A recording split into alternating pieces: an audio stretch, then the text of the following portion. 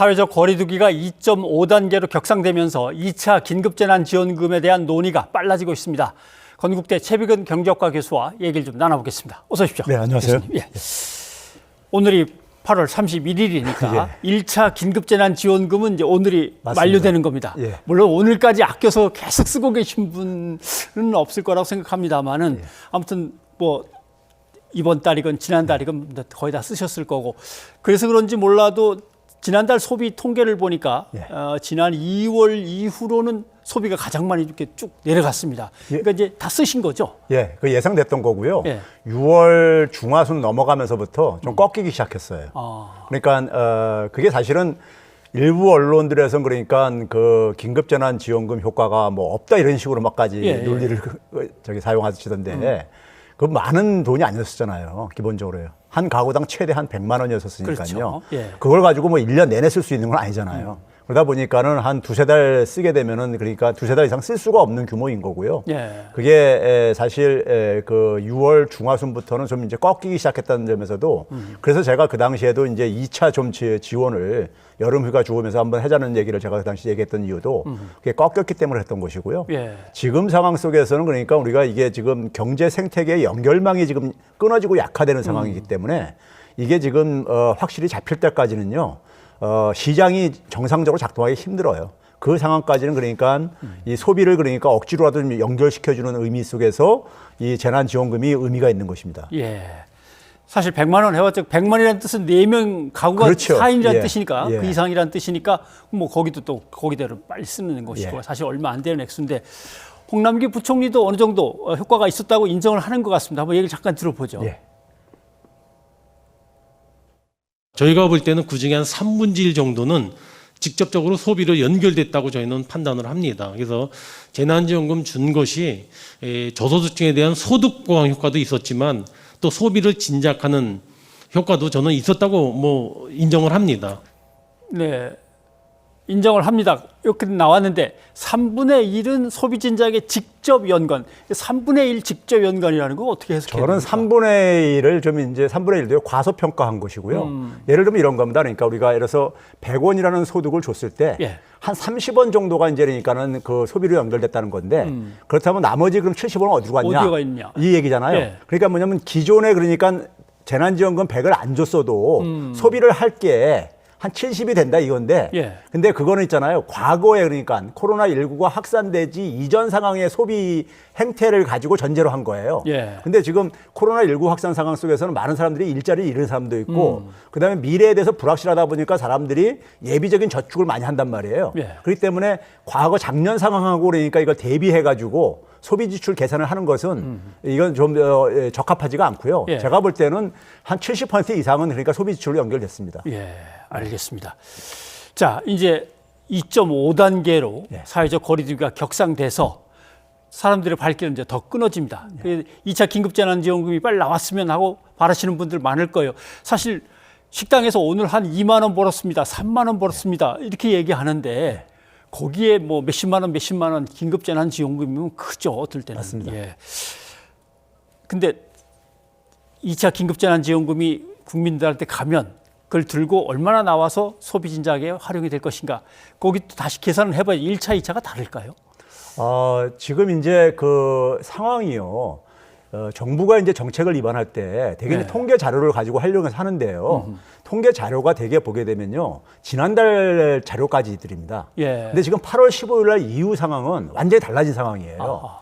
그래서 지금 국회 이동주 의원이라고 있거든요. 네. 그 소상공인 대표로 이제 비례대표로 들어가신 분인데 이분이 긴급히 8월 17일부터 8월 22일 사이에 조사를 해봤어요. 근데 서울과 경기도 지역에 그러니까는 매출액이 소상공인들의 매출액이 지난해 대비해가지고 18%포인트가 하락한 걸로 나타났어요. 예. 그러니까 현장에서는 그러니까 굉장히 지금 심각한 타격이 진행되고 있는 겁니다. 거기다가 이제 뭐 사실 이번 주부터 지금 이제 좀 강화가 됐잖아요. 예. 강화가 되는 것이 이게 이제 정부도 이제 그러니까 3단계로 올리게 되면은 경제가 완전히 이제 붕괴되는 겁니다. 예. 쉽게 얘기하면은 2분기 경제 성장률이 주요 선진국가에서 마이너스 10% 전후로 나왔었잖아요. 네네. 그런 충격이 나타날 수 있는 거예요. 쉽게 얘기하면요. 근데 그런 거를 이제 그러니까는 충격을 감당하기 힘들다 보니까 예. 정부도 지금 그러니까 좀 강화된 2단계로 이렇게 지금 하고 있는 측면이 있는 건데요. 지금 상황이 굉장히 어렵습니다. 그렇기 때문에 신속하게 빨리 지금 지급을 해야 되는 것이 굉장히 필요합니다. 한번 그 생각했습니다. 우리 마이너스로 나오긴 했지만 마이너스 1점 몇, 뭐 그렇죠. 마이너스 2.0인데 미국이나 영국 같이 마이너스 10몇, 마이너스 20몇 그렇죠. 나올 때, 야, 저 나라들은 어떻게 사냐 예. 걱정을 했었는데 이제 자칫하면 우리가 이제 그렇게 될 수도 그렇습니다. 있다는 말씀이군요. 예. 그래서 정인경 본부장이 뭐 800명에서 한 2,000명까지 취약 이렇게 얘기하잖아요. 예. 그 상황 가면 아마 코로나 3단계로 이상 갈 수밖에 없을 텐데 그렇죠. 가게 되면 우리 경제 충격도 그 비슷하게 나타날 가능성이 있습니다. 네, 알겠습니다. 근데 아직도 예. 선별해서 지원할 거냐, 전체 다 그냥 한꺼번에 줄 거냐, 이거 갖고 아직 결정을 못 내렸는데 선별해서 하자던 이낙연 후보가 당대표가 됐습니다. 이제 당정청 회의가 오늘 이번 주에 열리죠. 어떻게 논의가 되겠습니까? 근데 이 정치인들이요, 예. 정치인들과 관료들이 그러니까 좀 오해하고 있는 게 있어요. 그러니까 지금 선별 지원하자는 사람들이 주장하는 게 뭐냐면요, 저소득층한테 어려운 사람한테 그러니까 좀 집중적으로 하자는 거 아닙니까요? 예. 근데 이 저소득층이라는 기준이요, 기준이 이게 지금 긴급 재난지원금은요 복지가 아니에요. 쉽게 얘기해서요. 하나 예를 들어볼게요.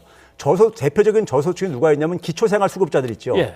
그 기초생계수급 받으시는 분이요. 아니면 이제 일을 하시는 분들 중에서는 근로장려금을 좀 이렇게 지원받는 사람들 있잖아요. 예. 이런 사람들 중에서 지난해와 비교해가지고 소득이 전혀 감소 안 한 사람들이 있을 수 있어요. 예. 근데 그 사람들도 지원을 받거든요. 예. 50% 미만 지원하게 되면요.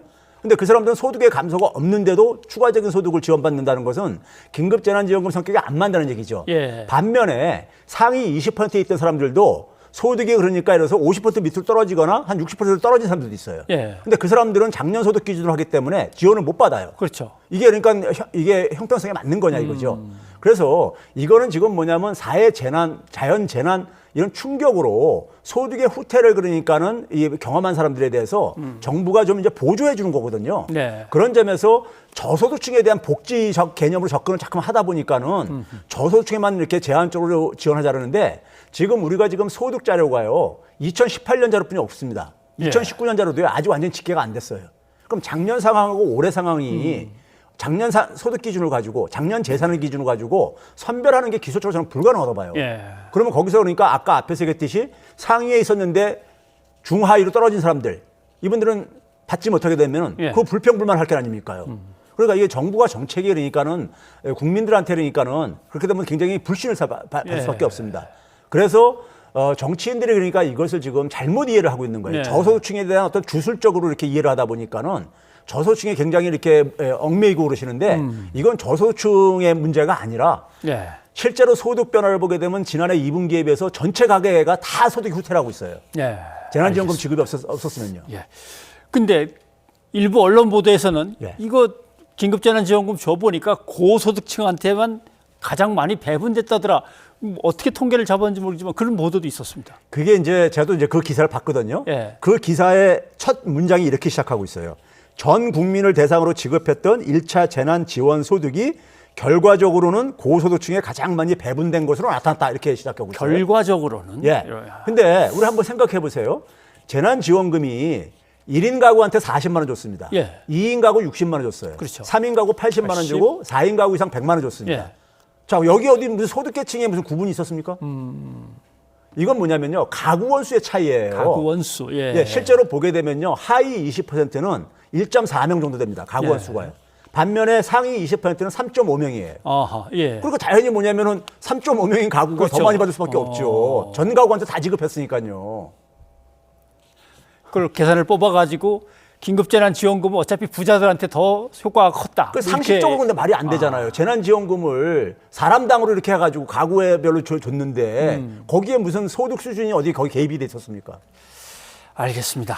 아무튼 늘 강조하신 대로 빨리 내놔야 맞습니다. 할 땐 빨리 내놓고 풀 땐 풀어야만 이걸 가지고 힘을 얻을 수 지금 있는데 타이밍을 놓치면요. 놓치는 만큼 자영업자들이 쓰러지는 자영업자들이 생겨요. 쓰러지게 되면 재기를 하기 힘듭니다. 방역도 마찬가지고 긴급한 맞습니다. 지원도 마찬가지고. 예. 예. 교수님 오늘 고맙습니다. 네, 감사합니다.